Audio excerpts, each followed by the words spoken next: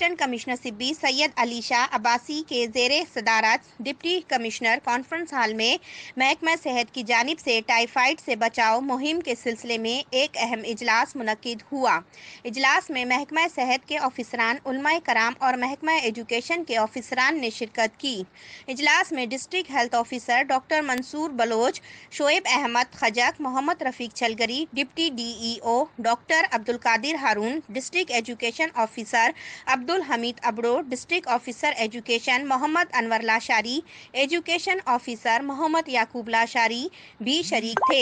اجلاس سے assistant commissioner Sibi Syed Ali Shah Abbasi نے کہا کہ 3 اکتوبر سے شروع ہونے والی ٹائیفائیڈ مہم کو کامیاب بنانے کے لیے علماء کرام، اساتذہ کرام اور والدین محکمہ صحت کے ساتھ تعاون کریں۔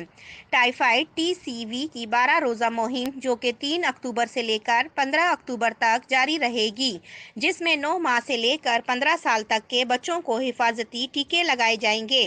اس سلسلے میں 12 روزہ مہم میں بڑھ چڑھ کر حصہ لیں۔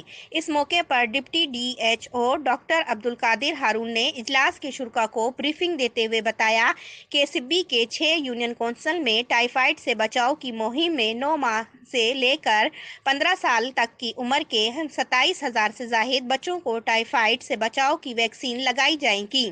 انہوں نے کہا کہ یہ ہمارے لیے خوش قسمتی ہے کہ پاکستان میں پہلی بار اس مہم کا آغاز کیا جا رہا ہے۔ انہوں نے بتایا کہ اس ویکسین بھی بالکل سیف ہیں اور کوئی بھی سائیڈ انفیکشن نہیں ہے۔ انہوں نے کہا کہ اس مہم کو کامیاب بنانے کے لیے محکمہ ایجوکیشن، علماء کرام اور اساتذہ کرام محکمہ صحت کے ساتھ تعاون کریں۔ انہوں نے کہا کہ ٹائیفائیڈ TCV کی 12 روزہ مہم جو کہ 3 اکتوبر سے لے کر 15 اکتوبر تک جاری رہے گی، جس میں 9 ماہ سے لے کر 15 سال تک کے بچوں کو حفاظتی ٹیکے لگائے جائیں گے۔ اپنے بچوں کو اس بیماری سے محفوظ رکھنے کے لیے ضرور ویکسین لگوائیں۔